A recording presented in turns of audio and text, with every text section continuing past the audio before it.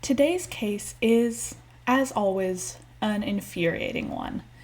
Today, we explore the disappearance of Danica Dianne Childs, the theories surrounding her disappearance, and her family's ideas as to where she might be now. She has been missing for well over a decade at this point, and yet her family has still not lost hope of finding her. Let's dive into the case of Danica Dianne Childs. Let's start with some basics.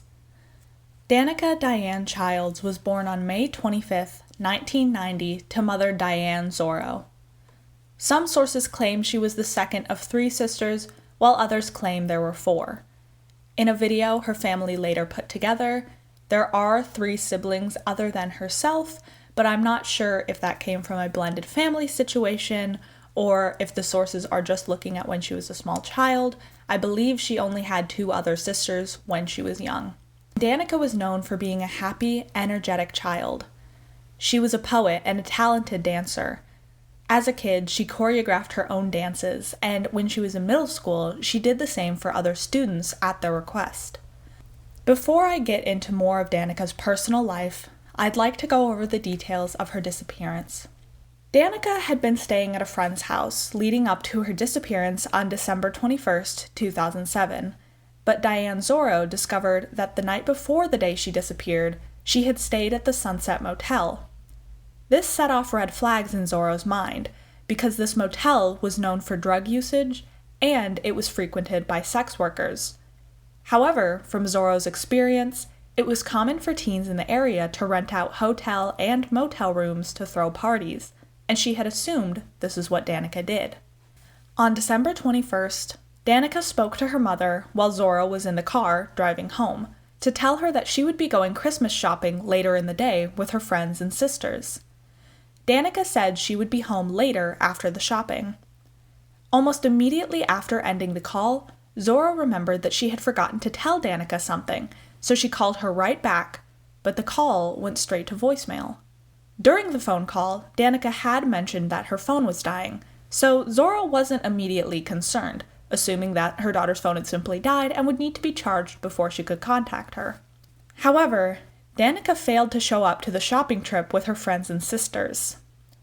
The next day, December 22nd, her friends still hadn't seen her and had no idea where she was, so Zorro reported her missing to the police. Authorities initially assumed Danica was a runaway, but Zorro believed differently from the start. Eventually, police agreed that something bad might have happened to Danica, and shortly after her disappearance, her purse, coat, and cell phone were found at the room she had been renting in the Sunset Motel. It appeared that these items had been intentionally left behind, as there were no immediate signs of foul play.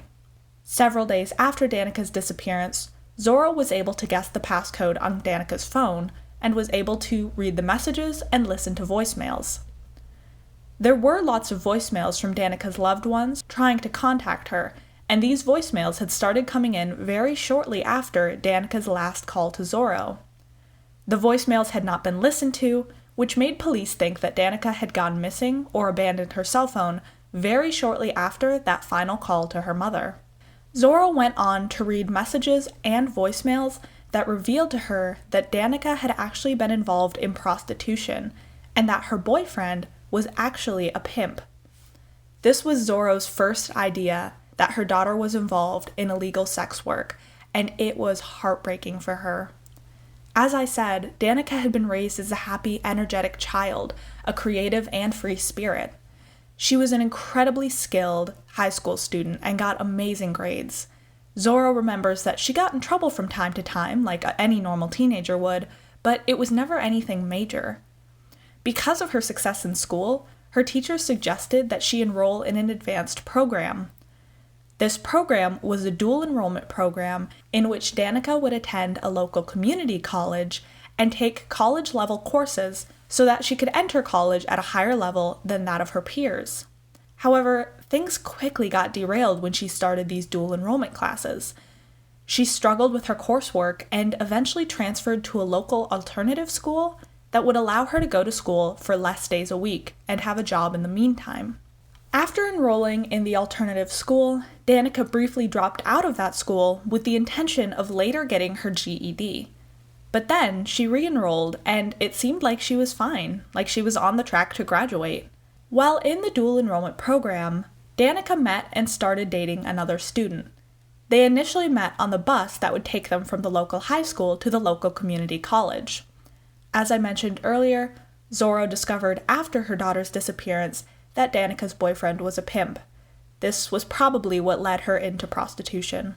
Personally, I'm not sure if the dual enrollment classes were really what caused Danica to struggle in school. Rather, it might have been her boyfriend manipulating her into prostitution at the young age of 17. If she was going through that sort of emotional and sexual abuse, it makes total sense that she would also struggle in her classwork. I'm also curious if her transfer to the alternative school was potentially an attempt to get away from her boyfriend, whether very consciously or subconsciously.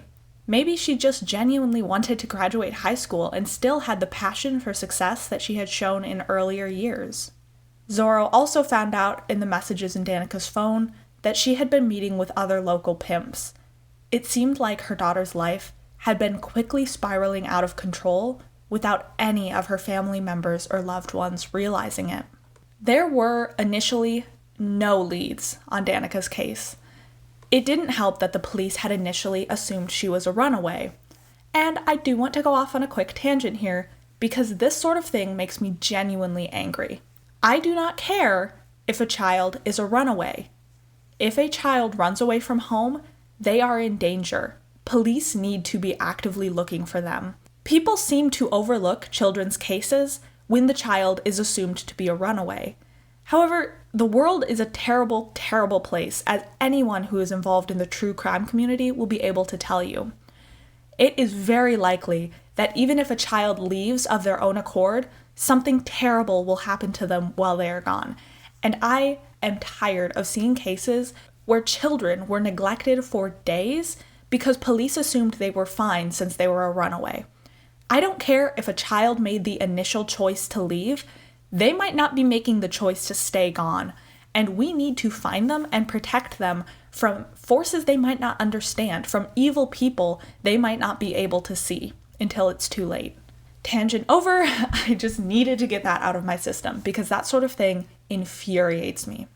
As the years passed, Zorro and her other daughters grew up. They continued their lives, but they could never, ever forget Danica. Zorro still has a box of her child's poems, and while she can read some of them occasionally, most of the writing hasn't been read since 2007 because it's too painful for her. She thinks her daughter wanted to turn some of her poems into song lyrics, and it's so easy to imagine an alternative future, one where Danica wasn't ruined by the illegal sex work that she was involved with, one where she didn't disappear mysteriously, one where she got to write songs and choreograph dances and grow into this creative, powerful mind that it looked like she was becoming. Like I said, in the initial years after her disappearance, there were no leads. However, in 2015, one of Danica's childhood friends saw a girl on Instagram who was living in Las Vegas that very closely resembled Danica's. The resemblance was so uncanny that one of Danica's sisters even posted it on her Facebook page. However, shortly after posting it on the page, the sister removed the post, and nothing seemed to come from it. Shortly after that photo surfaced, that same sister received a message from someone claiming to be Danica. This person was even able to use nicknames the sisters had had for one another as children, and the person claimed to be in hiding. Shortly after this, although that sister responded to the message, obviously hoping that it was Danica, the Facebook page claiming to be Danica was deleted, and they were never able to track down its user or creator. Personally, I am so conflicted as to whether or not this Facebook page was real, and whether or not this was actually Danica. After all, we've seen people do terrible things just to get involved in the case and get a slice of the limelight. If Danica was involved in the sex industry, if she had somehow ended up on the much darker side of that industry in the human trafficking sector, There is a very real possibility that she is still alive and out there, but just continuing to be victimized. I'm sure that she would want to get in touch with her loved ones and just to come home. So on that hand, it does make sense that the Facebook page might have been Danica. But again, there are terrible people in the world who will break a mother's heart, who will break a sister's heart, just to get part of the attention. Now, like I said, authorities think that Danica left of her own accord. They initially assumed she was a runaway, and later on assumed that Danica left because she was involved in prostitution and wanted to run away with her boyfriend. However, Zorro believes she was human trafficked, and has believed there has been foul play in the case since the very beginning of her daughter's disappearance. I want to interject my personal opinion, and I want to make it crystal clear that I am not personally involved in this case, and I do not have all the details. I am coming up with these ideas based on what I have read of this case and my understanding of the sex trade, human trafficking, all of those topics. Personally, I don't think Danica totally left of her own accord, since she was young and had obviously been manipulated into a very dangerous line of business. You can have the debate over whether or not prostitution should be legal for as long as you like, but you cannot argue that a 17-year-old knows what they're doing when they get involved in prostitution.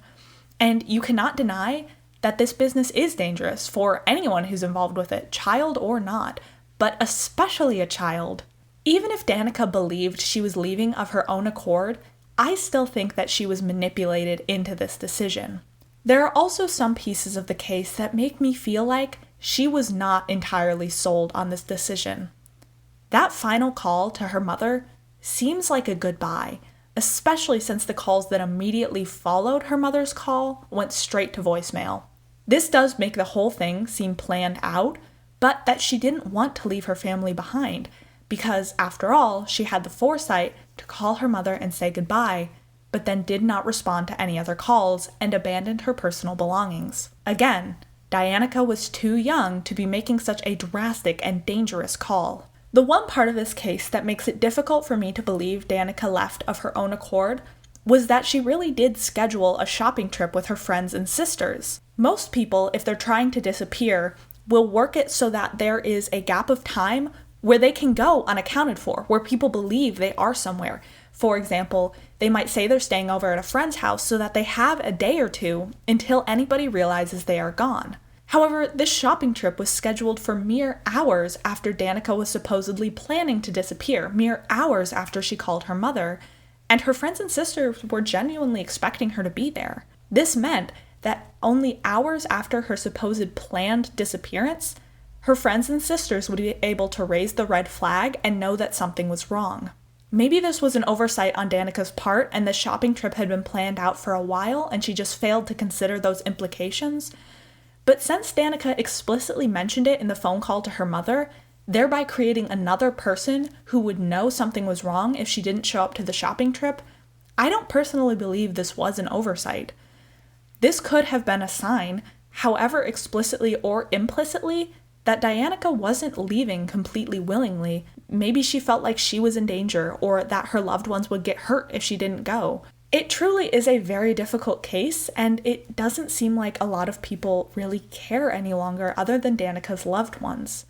I want to bring this case to my viewers' attention because whatever happened to Danica, she did not deserve this, and I cannot believe that she, deep down, wanted this to be her fate. It is very likely that Danica is alive somewhere, and her family just wants her to come home. Like I said, life continued for her family members after her disappearance. Danica's father passed away without ever knowing where his daughter was, and Danica's sisters have given birth to 2 children. She is an aunt, but has never met her nieces and nephews. Danica's family really shows how much they love her. Every year, they do something to celebrate her birthday. In 2017, for example, they shared some kind memories, but tried not to dwell on the significance of the date. In 2018, they went to the park and released balloons, which was a tradition they had had when Danica was still around to celebrate. Zorro is committed to ending human trafficking, and has co-founded, joined, and supported various local and national groups to make that happen. She even collaborated with NCMEC, National Center for Missing and Exploited Children, to make a video about Danica. However, nothing has come from it. That Instagram photo and the Facebook message are the only signs that Danica might still be out there. Danica was 17 when she went missing. She disappeared from Federal Way, Washington, although the motel that she was staying at was located in Kent, Washington. At the time of her disappearance, she was wearing a black sweater jacket with a fur hood, blue jeans, a Mickey Mouse t-shirt, and black suede boots. She stood at 5'3" and, by most estimates, weighed 107 pounds.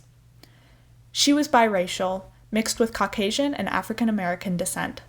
She had brown hair and used dark brown highlights to accentuate her hair. She may dye her hair dark brown. Her ears, navel, and nose may be pierced, and she may go by the nicknames Neek, Nika, or Dee Dee. The following Jane Doe cases have been ruled out as being related to Danica Dianne Childs: UP 3043, UP 9208, UP 12683, and UP 9978. As always, the contact information for the departments investigating Danica's disappearance will be in the description below.